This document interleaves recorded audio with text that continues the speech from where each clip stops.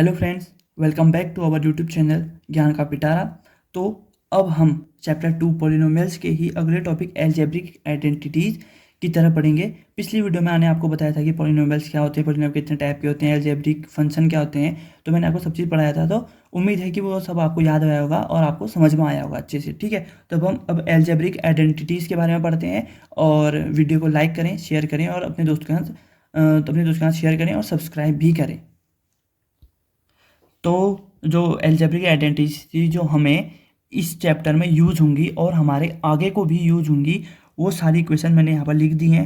X plus Y का square equal to X square plus Y square plus 2xy, X minus Y का whole square equal to X square plus Y square minus 2xy, X square minus Y का square equal to X plus Y, X minus Y, X plus A X plus B equal to X square plus A plus B X plus A B, X plus Y का cube equal to X cube plus Y cube plus 3xy bracket के अंदर X plus Y, X minus Y का cube equal to X cube minus Y cube minus 3xy bracket के अंदर X minus Y, X cube plus Y cube X plus Y, X square plus Y square minus X Y, X cube minus Y cube X minus Y, X plus Y square plus X Y. फॉर्मूले तो और भी होते हैं, लेकिन जो ये 8 फॉर्मूले 8 आइडेंटिटी हैं, ये बहुत ज़्यादा ज़रूरी हैं, जो हमें आगे को भी यूज होंगी। और ये क्या है, बहुत ज़्यादा इंपॉर्टेंट है आपके लिए। आपको इनको याद करना ही करना पड़ेगा, चाहे कैसे भी हो, आपको ये रटना पड़ेगा जो भी है, लेकिन आपको ये फॉर्मूले याद करने पड़ेंगे। तो अब मैं पिछले पिछले जब हमने वीडियो बनाई थी, उसमें एक टॉपिक आया था फैक्टराइजेशन। तो अब हम फैक्टराइजेशन कैसे होता है वो सीखेंगे। तो हमने जो पिछले में टॉपिक आया था हमारा फैक्टराइजेशन, अब हम उसको कैसे करते हैं ये सीखेंगे। ठीक है, तो हमारा जो फैक्टराइजेशन जो हम शुरू करते हैं, ये है हमारी इक्वेशन लिखी हुई है मैंने। अब हम कैसे देखेंगे, सबसे पहले हमारा जो मेन होता है वो हमें देखना पड़ता है कि जो पहला नंबर है और लास्ट नंबर को मल्टीप्लाई करके कितना आता है। तो हम इसको करेंगे 2x square into 3 equal to कितना आएगा 6x स्क्वायर, ये आएगा हमारा मल्टीप्लाई करके। अब हमको जो ये बीच वाला नंबर होता है -5x, अब हमको उसको तोड़ना पड़ता है दो ऐसे पार्ट्स में या फिर दो ऐसे फैक्टर्स में जिनको मल्टीप्लाई करके इतना आए और उसका जो एडिशन या सब्ट्रैक्शन वो इतना ही होना चाहिए। अब जैसे 5 को हम तोड़ेंगे 4 और 1 में भी तोड़ सकते हैं, लेकिन जब हम 4 इंटू 1 करेंगे तो वो 4 होगा, तो ये हमारा गलत हो जाएगा। लेकिन जब हम 5 को 2 और 3 में तोड़ेंगे तो 2 और 3 को जब हम मल्टीप्लाई करेंगे, 2 इंटू 3 कितना होता है 6, और 2 प्लस 3 जब करेंगे वो होता है 5। अभी हम इसको बस 5 ही लेंगे तो ये होता है। ठीक है, और अगर हम इसको -2 -3 करेंगे तब भी ये 5 होगा, और -2 इंटू -3 करेंगे तो ये क्या होगा 6। क्यों, माइनस इंटू माइनस क्या होता है प्लस।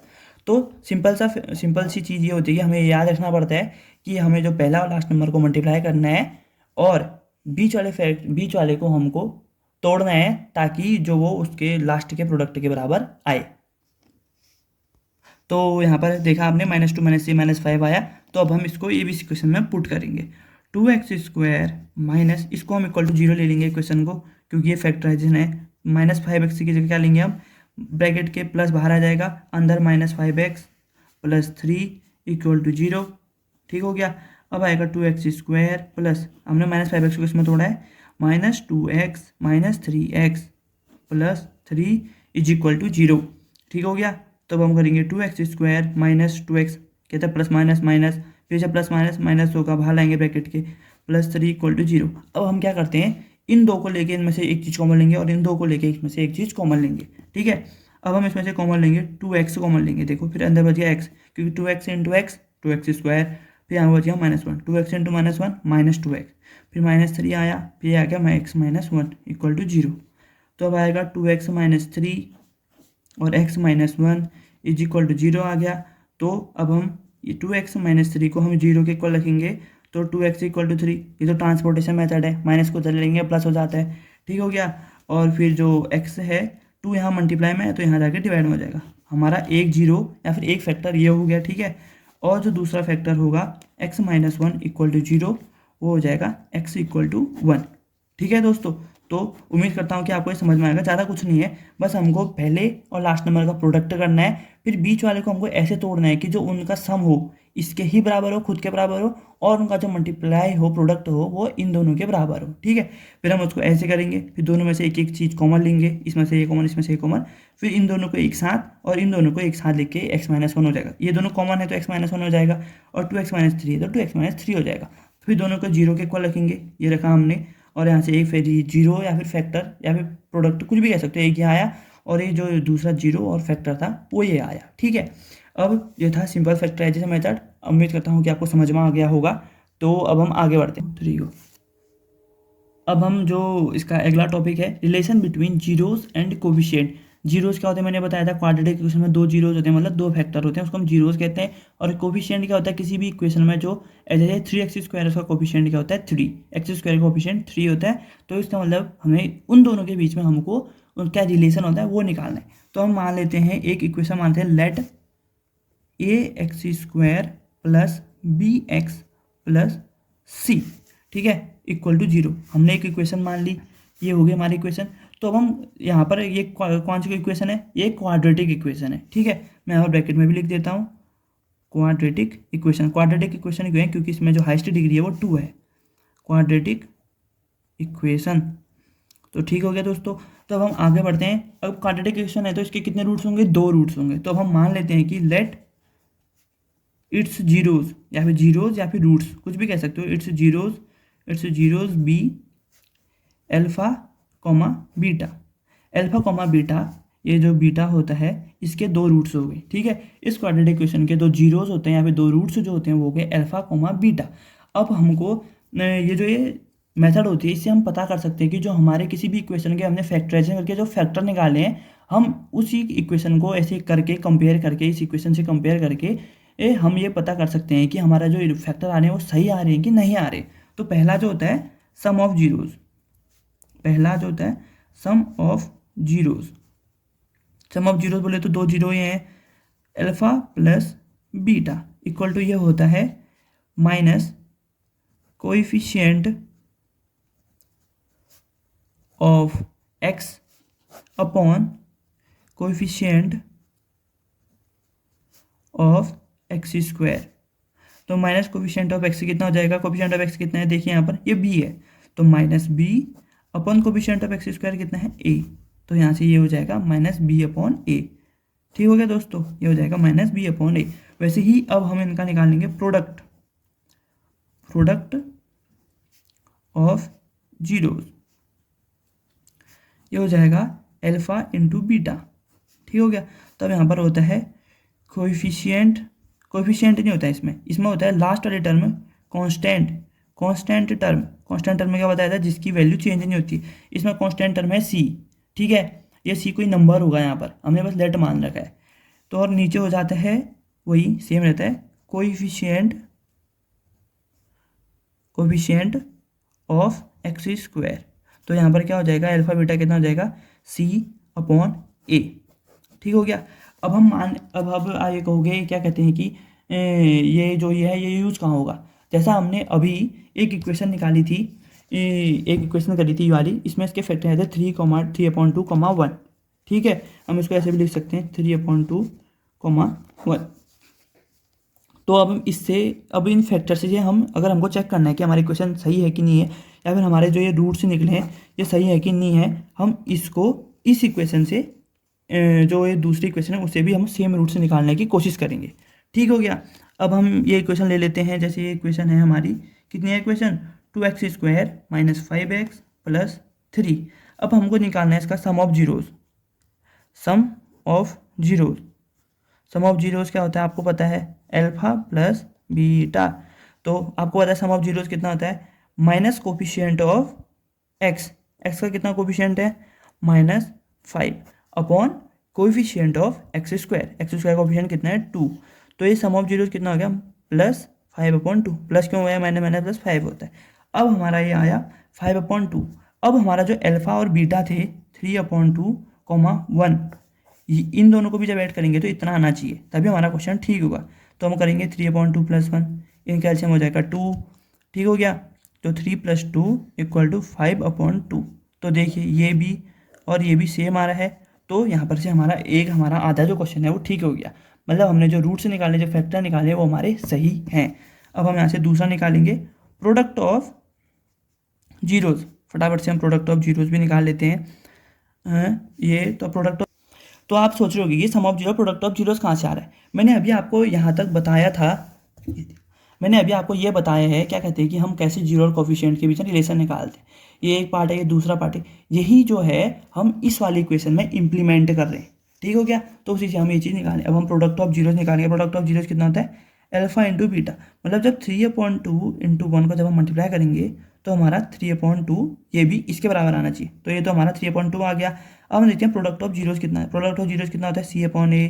तो C/A कितना है 3, कॉन्स्टेंट टर्म होता है C, ठीक है। और जो A है वो होता है 2, एक्स स्क्वायर का कोफिशिएंट, तो ये आ गया 3/2। ये देखो, तो हमारा ये भी सेम आ गया, ये भी सेम, ये भी सेम, ये भी सेम।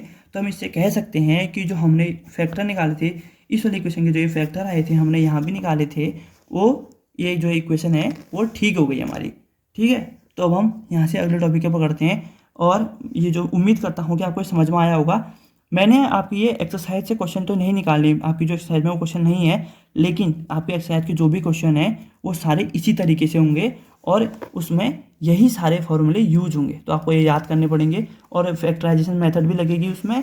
और उसके बाद ये जो जीरो और कोफिशिएंट की जो रिलेशन निकालना आएगा वो आप इस तरीके से करेंगे। तो मैं उम्मीद करता हूँ कि आपको समझ में आया होगा। अगर आपको एक बार समझ में नहीं आया तो आप दोबारा से उसको कोशिश कीजिए समझने की। और अगर आप पेपर में जब आ जाता है इस क्वेश्चन को पहले इस क्वेश्चन को ऐसे फैक्टराइज करके उसके बाद इतना करेंगे, तो एग्जामिनर जो सर होंगे या सर या मैम जो भी होंगे वो आपको पूरे नंबर देंगे, उसके बाद पूरे नंबर दे देंगे आपको क्वेश्चन के। ठीक है, तो आपको डरने की कोई भी ज़रूरत नहीं है। तो अब हम इसका जो एक इस चैप्टर का एक लास्ट टॉपिक है तो हम उसको भी कवर कर लेते हैं। तो अभी तक हम निकाले थे कि हमें कोई इक्वेशन दी होगी, हम उसको फैक्टर करके हम उसके जीरोस निकाले थे।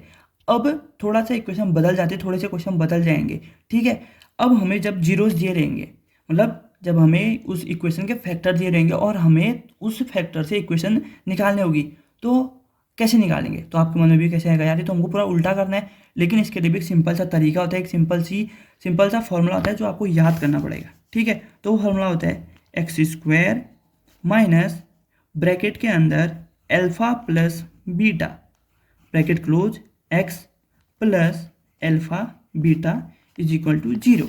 तो इस मेथड को यूज करके आप किसी भी गिवन जीरोज़ के जो गिवन जीरोज़ हैं उसकी जो मेन इक्वेशन है वो आप निकाल सकते हो। जैसे मैं एग्जांपल ले लेता हूँ 1/4 -1, ये आपकी ही बुक का, ये आपकी एक्सरसाइज का एक एग्जांपल है।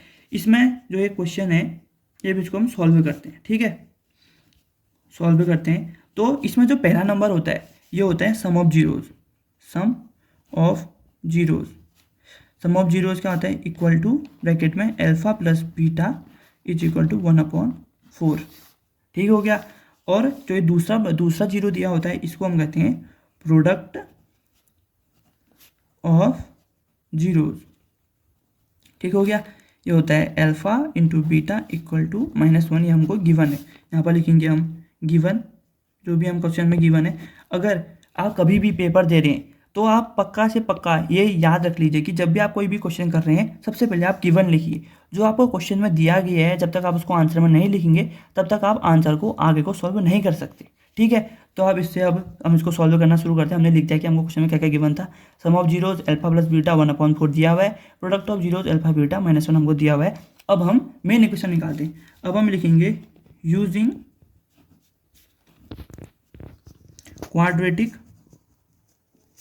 इक्वेशन फॉर्मूला, मतलब क्वाड्रेटिक इक्वेशन निकालने का जो फॉर्मूला होता है अब हम उसे निकालेंगे। क्वाड्रेटिक क्यों कहा, क्योंकि सिर्फ 2 इसके रूट जीरोस दिए हुए हैं तभी हम क्वाड्रेटिक लेंगे।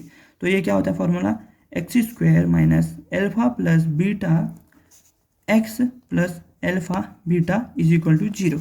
अब हमको पता है क्या क्या है, तो x² माइनस अल्फा बीटा की जगह 1/4 x minus plus -1 is equal to 0।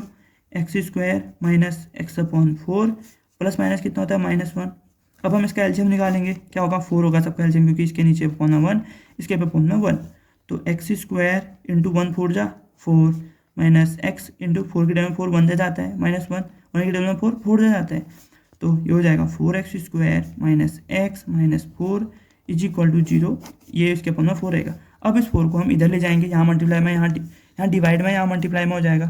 तो 4x² minus x minus 4 is equal to 0 into 4। तो हमारी जो इक्वेशन होगी वो क्या आ जाएगी, 4x² minus x minus 4 equal to 0।